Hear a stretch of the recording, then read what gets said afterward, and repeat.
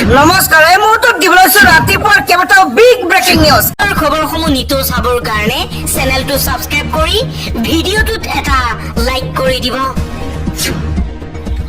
এই মুহূৰ্তত জনাই আছো এটা ব্ৰেকিং নিউজ। অসমৰ বহু মছজিদ অচিনাকি ইমামে চলাই আছে। ৰাজ্যত 30,000 মছজিদ আছে, ইয়াৰে 90% ইমামেই অচিনাকি। বিজেপিৰ ৰাজ্যিক মুখপাত্ৰ মমিনুল আৱালৰ বিস্ফোৰক মন্তব্য। মমিনুল আৱালে কৈছে বৰ্তমান অসমত 30,000 মছজিদ আছে আৰু এই মছজিদ 90% বাংলাদেশী মূলৰ মানুহে চলাই আছে। পৰৱৰ্তী খবৰ, শুকুৰবাৰে অনুষ্ঠিত মুখ্যমন্ত্ৰী হিমন্ত বিশ্ব শৰ্মাৰ সভাৰ পাছত এক মৰ্মান্তিক ঘটনা পোহৰলৈ আহিছে। নলবাৰীত উদ্যমিতা আঁচনিৰ চেক আনিবলৈ গৈ মৃত্যুমুখত পৰিছে এগৰাকী মহিলা আৰু বহু লোক এতিয়াও আহত হৈ আছে।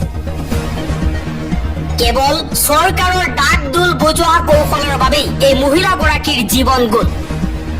ডিজিটেল ইণ্ডিয়াৰ ডাঙৰ ডাঙৰ কথা কোৱা চৰকাৰে এনেধৰণৰ জনসমাগম পাতি নিৰ্বাচনী প্ৰচাৰৰ চেষ্টা চলাইছিল। তেওঁলোকৰ এই চমক সৃষ্টিৰ কৌশলেই বিপদ মাতি আনিলে এটা পৰিয়াললৈ। ইয়াৰ ক্ষতিপূৰণ দিব পাৰিবনে মুখ্যমন্ত্ৰী হিমন্ত বিশ্ব শৰ্মাই? আন এটা খবৰ, মুখ্যমন্ত্ৰী হিমন্ত বিশ্ব শৰ্মাৰ বিৰুদ্ধে সৰব হৈ পৰিছে অসম প্ৰদেশ কংগ্ৰেছ কমিটিৰ জ্যেষ্ঠ মুখপাত্ৰ বৰ্ণালী ফুকন। বৰ্ণালী ফুকনে কৈছে মুখ্যমন্ত্ৰী হিমন্ত বিশ্ব শৰ্মাই কেৱল মেডিকেল কলেজ হাস্পাতালৰ নামত পোৱা কমিছনক নিজৰ বুলি ভাবিলেই নহব, ইয়ালৈ অহা প্ৰতিগৰাকী ৰোগীক নিজৰ বুলি ভাবিব লাগিব। পৰৱৰ্তী খবৰ, কৰ্ণাটকৰ কংগ্ৰেছৰ বিধায়ক কে.চি. বীৰেন্দ্ৰক গ্ৰেপ্তাৰ কৰিছে ইডিয়ে। ধন সৰবৰাহৰ গোচৰত গ্ৰেপ্তাৰ কৰিছে বিধায়কগৰাকী। বিধায়কগৰাকীৰ বাসগৃহৰ পৰা উদ্ধাৰ 12 কোটি নগদ ধনসহ 6 কোটি টকাৰ গহনা। আন এটা খবৰ, মুখ্যমন্ত্ৰী হিমন্ত বিশ্ব শৰ্মাৰ বক্তব্যত আমি লাজ পাইছো। স্বাধীনতা আন্দোলনত জমিয়তৰ অৱদান নজনা মানুহ অজ্ঞ। স্বাধীনতা আন্দোলনত মাহমুদ মাদানীৰ ককা 9 বছৰ জেলত আছিল। জমিয়ত এটি অৰাজনৈতিক সংগঠন। জমিয়ত সন্দৰ্ভত মুখ্যমন্ত্ৰীয়ে বুঢ়া আঙুলি দেখুৱাকৈ প্ৰতিক্ৰিয়া প্ৰকাশ কৰিছে জমিয়তৰ ৰাজ্যিক সম্পাদক হাফিজ ৰফিকুল ইছলামে। ৰফিকুল ইছলামে কৈছে হিমন্ত বিশ্ব শৰ্মাক সাম্প্ৰদায়িক অমানৱীয় উচ্ছেদ কৰাৰ বাবে মুখ্যমন্ত্ৰীৰ আসনৰ পৰা নমাই দিব লাগে বুলি জমিয়ত উলেমা ই হিন্দৰ পৰা দাবী কৰা হৈছে। কিন্তু জমিয়ত উলেমা ই হিন্দৰ এই মন্তব্যৰ পাছতেই মুখ্যমন্ত্ৰী হিমন্ত বিশ্ব শৰ্মাই জমিয়ত উলেমা ই হিন্দৰ সদস্যসকলক বাংলাদেশত পঠিয়াই দিয়া হ'ব বুলি মন্তব্য কৰিছে। আন এটা খবৰ, আকাশ চুইছে মূল্য বৃদ্ধিয়ে। চামুচেৰেদি বেলচা মাৰি লৈছে চৰকাৰে। প্ৰতি কিলো জহা চাউলৰ দাম 100 টকাৰ পৰা 175 টকালৈ বৃদ্ধি। বিগত 10ৰ পৰা 20 দিনত অভাৱনীয় হাৰত মূল্য বৃদ্ধি হৈছে।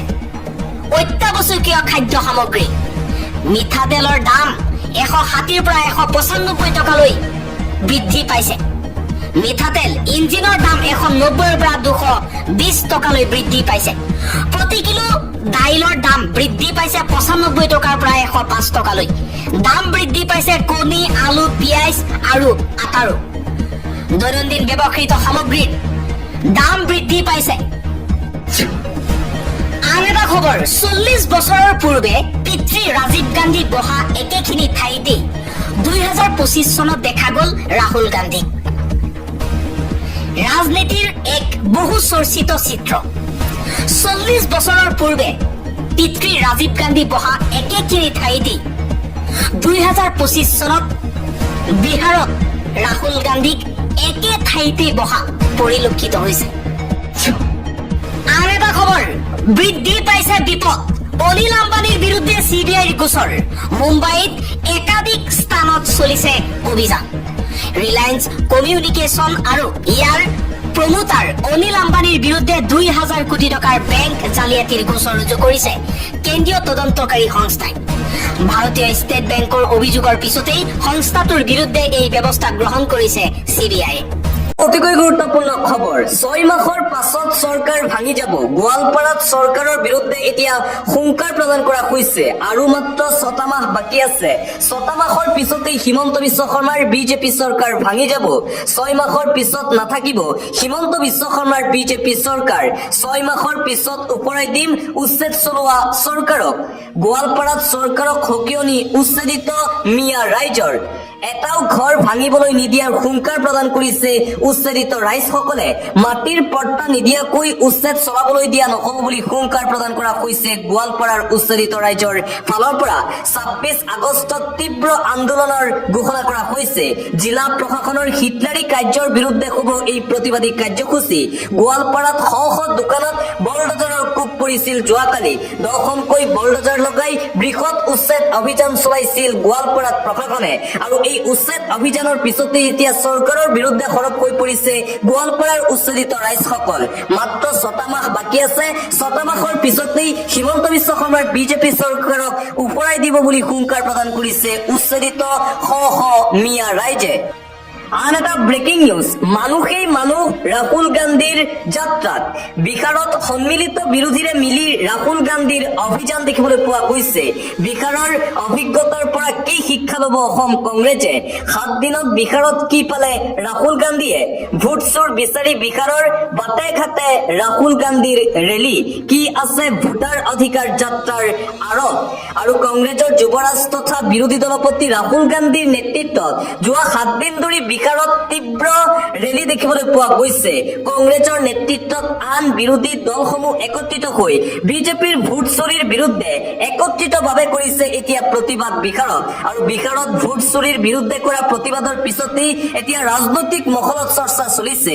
শীঘ্ৰেই হয়তো বিহাৰত চৰকাৰ গঠন কৰিব বিৰোধীয়ে বিজেপিৰ বিপৰীতে এতিয়া শক্তি বৃদ্ধি পাইছে বিহাৰত আৰু বিহাৰৰ পৰা অসমৰ কংগ্ৰেছ দলক শিক্ষা ল'ব লাগে বিহাৰত যি দলে একত্ৰিতভাৱে বিৰোধী আৰু কংগ্ৰেছে ৰেলী কৰিছে ঠিক অসমতো যিসমূহ বিৰোধী দল আছে সেই দলসমূহ একত্ৰিত হোৱাৰ প্ৰয়োজন আছে আৰু ইয়াকে লৈ এতিয়া অসমৰ ৰাজনৈতিক মহলতো আৰম্ভ হৈছে আলোচনা আৰু আনপিনে বিহাৰত এতিয়া ৰাহুল গান্ধী ভাৰ্চেছ নৰেন্দ্ৰ মোদীৰ যুঁজ দেখিবলৈ পোৱা গৈছে এফালে ৰাহুল গান্ধীৰ নেতৃত্বত ভোট চুৰিৰ বিৰুদ্ধে তীব্ৰ প্ৰতিবাদী ৰেলী আৰু আনফালে ৰাহুল গান্ধীৰ শক্তি দেখি এতিয়া বিহাৰত উপস্থিত হৈছে প্ৰধানমন্ত্ৰী নৰেন্দ্ৰ মোদী ৰাহুলৰ পিছত প্ৰধানমন্ত্ৰী নৰেন্দ্ৰ মোদী বিহাৰত উপস্থিত হৈ নিৰ্বাচনৰ ৰণডংকা বজালে মুঠতে বিজেপি যেন শংকিত হৈ পৰিছে ৰাহুল গান্ধীৰ বাবে সেয়া এক প্ৰকাৰ প্ৰায় স্পষ্ট হৈ পৰিছে যোৱা 7 দিন ধৰি ভোট চুৰিৰ বিৰুদ্ধে ৰাহুল গান্ধীয়ে যি ৰেলী কৰি আছে সেই ৰেলীৰ পিছতেই